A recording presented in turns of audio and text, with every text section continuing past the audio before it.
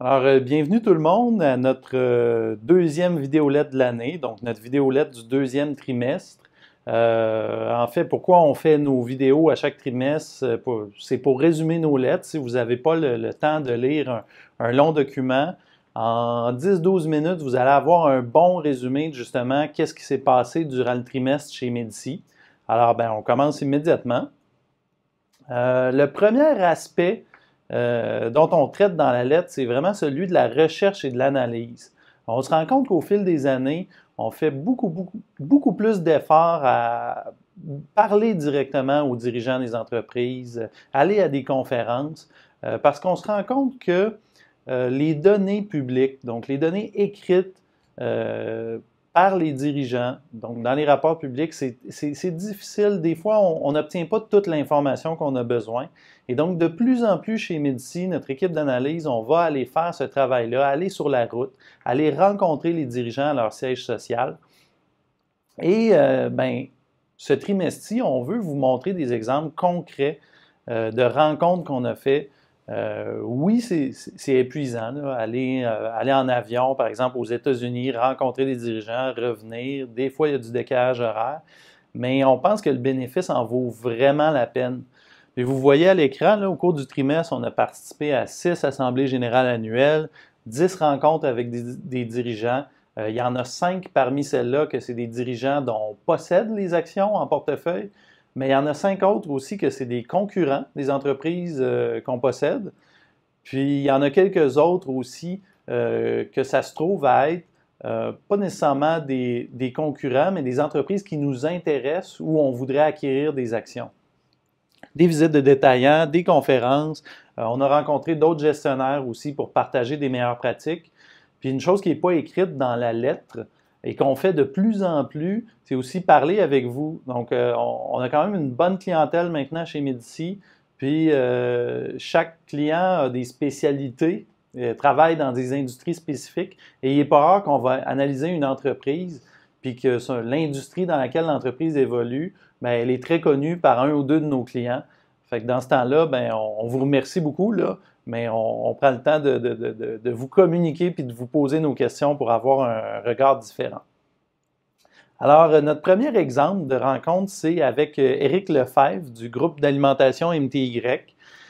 C'est particulièrement important pour nous en ce moment de rencontrer Éric parce que, bon, plusieurs le savent probablement déjà, mais Stanley Mock, qui était l'ancien PDG de MTY, a donné les rênes de l'entreprise à Éric dans la dernière année. Et depuis ce temps-là, on a rencontré Éric à 2 reprises et on a assisté à l'Assemblée générale annuelle. Il y a 3 aspects qu'on retient de nos rencontres. Le premier, c'est au niveau de la rémunération, et ça, c'est assez fascinant. Avant l'arrivée d'Éric Lefebvre à la barre de l'entreprise, les dirigeants des différentes bannières de MTY, des bannières de restauration, on en compte à peu près 80, ils étaient payés à salaire fixe. Alors qu'Éric, en arrivant, il a déterminé que 45% du salaire de ces dirigeants-là allait être une rémunération variable basée sur la performance, la croissance organique de cette bannière-là. Alors nous, c'est assez fascinant de voir que, disons, le numéro 1 d'une bannière avait un salaire fixe. On pense que sur quelques années, ça va avoir un impact très important sur justement la croissance de ces différentes bannières-là, qui est un problème en ce moment chez MTY. Le deuxième aspect, c'est l'acquisition de Papa Murphy's aux États-Unis. Ça vient d'être fermé, cette acquisition-là. Ça représente 20 à 25% de croissance pour MTY. Donc, c'est une grosse acquisition. Et puis, on a questionné beaucoup Éric sur les différentes synergies, puis son plan d'intégration par rapport à cette acquisition-là. Et un exemple qui a touché notre imaginaire, c'est vraiment au niveau du module de commande en ligne. Il a fait remarquer qu'il n'y a pas si longtemps, avant l'acquisition, Papa Murphy's, qui est un restaurant de pizza aux États-Unis, n'avait pas de module de commande en ligne. Alors, il dit, ça n'a aucun sens qu'une chaîne de pizza n'ait pas ça en 2019. Alors, au cours des derniers mois, Papa Murphy's a mis en place un nouveau module de commande en ligne qui est beaucoup supérieur, puis il nous a donné des statistiques pour nous montrer à quel point ça change un peu le monde de cette entreprise-là. Puis le troisième exemple, c'est au niveau de l'optimisation du menu. On a rencontré durant le trimestre un concurrent de MTY, le PDG d'un concurrent, et on lui a demandé, bien, entre rénover un restaurant et optimiser le menu, qu'est-ce qui a le meilleur rendement sur le capital? Et ce PDG-là nous a mentionné que l'optimisation du menu, c'est vraiment grandiose. Par exemple, diminuer le nombre d'items sur le menu, ça diminue la perte de nourriture, ça rend la formation plus facile, ça aide les clients à faire un choix plus rapidement dans le restaurant. Donc, il a vanté beaucoup ça. Puis on a cherché à valider avec Eric la pertinence de ça. Puis Eric, il nous a mentionné un exemple avec Big Smoke Burger, qui est une des chaînes, des 80 qui sont détenues par MTY. Et il a mentionné qu'il y a une personne chez Big Smoke qui a juste regardé les panneaux d'affichage des menus du restaurant, puis qui les a simplement réorganisés d'une manière qu'il trouvait plus logique. Et il y a eu une croissance des ventes de 10%, des ventes comparables de 10%. Alors, c'est assez étonnant. Alors, nous, quand on voit le changement à la rémunération des chefs opérationnels de différentes bannières, on se dit que des initiatives comme ce qu'on a vu avec Big Smoke Burger vont être de plus en plus nombreuses au cours des prochaines années, puis ça va aider les résultats de l'entreprise. Le deuxième exemple par rapport à nos rencontres, c'est Knight Thérapeutique. Donc, c'est une entreprise qu'on possède depuis plusieurs années. Et encore là, on a rencontré les dirigeants à 2 reprises pendant le trimestre. On a participé à l'Assemblée générale annuelle qui était assez mouvementée. Et on a rencontré un concurrent dans une autre province du Canada pour gagner un peu de connaissances, davantage de connaissances, puis avoir un regard différent sur l'industrie pharmaceutique canadienne. Et ce concurrent-là nous a dit d'emblée, quand il a parlé de Knight, que Knight ne prenait aucun risque et ne payait pas assez cher. Donc, bon, nous, on le voit plus du côté positif. Là, on voit une très bonne discipline côté déploiement de capital chez Knight. Et ce concurrent-là a ratifié une licence d'un médicament qui était en concurrence avec Knight. Knight voulait aussi ratifier cette licence-là. Et on a eu vraiment le point de vue des 2 équipes de direction. Puis on a conclu que Knight désirait pas payer un prix qui était trop élevé, alors que ce concurrent-là a payé beaucoup plus cher pour sa licence de médicament. Et dans les mois qui ont suivi, Knight a ratifié une autre licence d'un produit concurrent à un prix qui est beaucoup plus faible. Alors, c'est un exemple très concret où on voit que, bon, Knight conserve sa discipline dans les différentes activités de déploiement de capital. Il y a aussi un projet important d'un médicament qui aurait pu être ce qu'on appelle un blockbuster dans l'industrie pharmaceutique canadienne qui a avorté. Où Knight n'était pas prêt à prendre un risque très important sur la ratification de cette licence-là. Et on a vu que les dirigeants s'en voulaient un peu de ne pas avoir ratifié la licence, de ne pas avoir payé un peu plus cher. Mais l'ensemble de nos rencontres avec les dirigeants nous montre que finalement, les dirigeants de Knight, ils ont travaillé sur plusieurs projets au cours des dernières années. Dans certains cas, ils ont été malchanceux. Dans certains cas, ils n'ont pas accepté de payer un prix trop élevé, mais vraiment, ils travaillent sur beaucoup de choses en même temps et on a confiance que le capital va éventuellement être déployé. Et le dernier aspect auquel on a touché avec les dirigeants, c'est les rachats d'actions. On pense qu'au nombre de capital qu'ils ont, un rachat d'actions est une bonne idée. On en a discuté avec eux, on a senti beaucoup leur écoute, on a laissé savoir nos arguments. Et puis, pas longtemps après nos rencontres, justement, Knight a annoncé la mise sur pied d'un plan de rachat d'actions. Alors ça, on est très satisfait par rapport à ça.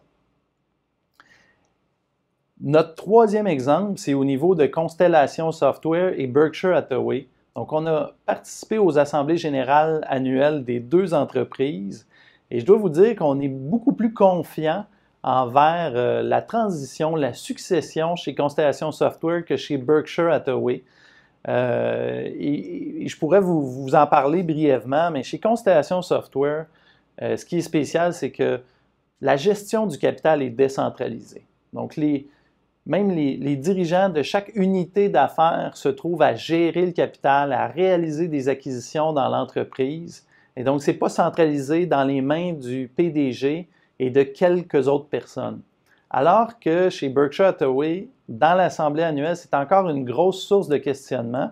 Et même Warren Buffett nous parle, nous donne des exemples, puis il dit qu'en 24 heures, il peut fournir du capital à une entreprise qui en a besoin sans consulter personne. Alors, le côté négatif de ça, c'est que quand Buffett ne sera plus là, on se demande si, premièrement, l'entreprise va appeler, parce que ce ne sera plus Buffett. Et Buffett, c'est vraiment une rockstar de l'investissement. Il est très connu. Puis l'autre enjeu, c'est que le bras droit et le bras gauche de Warren Buffett, ce sont deux personnes qui gèrent actuellement seulement 13 milliards de dollars, alors que Buffett en gère presque 300 milliards. Alors, on est plus optimiste quant à la succession de Constellation Software et vraiment en participant aux 2 assemblées annuelles, on a pu voir vraiment ce contraste frappant-là. Quelques mots sur les titres à revenus fixes. On a parlé au cours des derniers trimestres à quel point c'était difficile justement d'investir dans les titres à revenus fixes à cause de la faiblesse des taux d'intérêt. Il y a quand même une lueur d'espoir en ce moment et c'est les actions privilégiées. L'indice CPD, qui est vraiment l'indice des actions privilégiées au Canada, dans la dernière année a baissé de 14%. Alors, ça crée des bonnes opportunités au niveau des actions privilégiées, si bien qu'on pense qu'en les achetant aujourd'hui, on peut faire un rendement à long terme là, de 5 à 6%.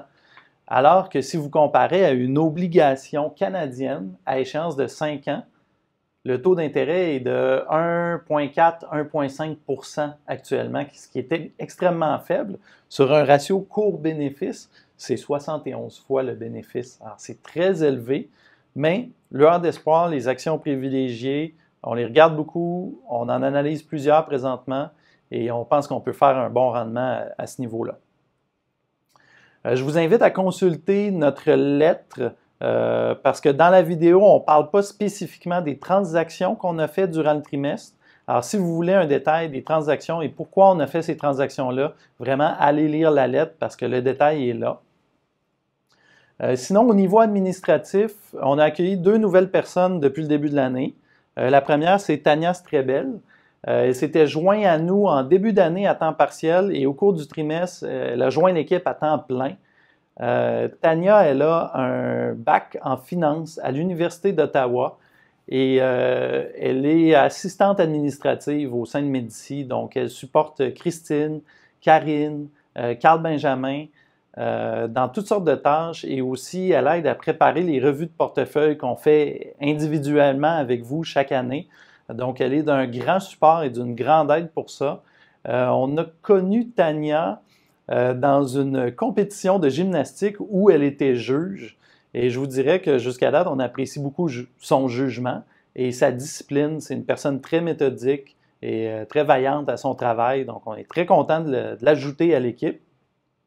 Et la deuxième personne qu'on a ajoutée, c'est Lucas Blouin, qui s'est joint récemment à Médici à titre d'analyste de titres à revenus fixes.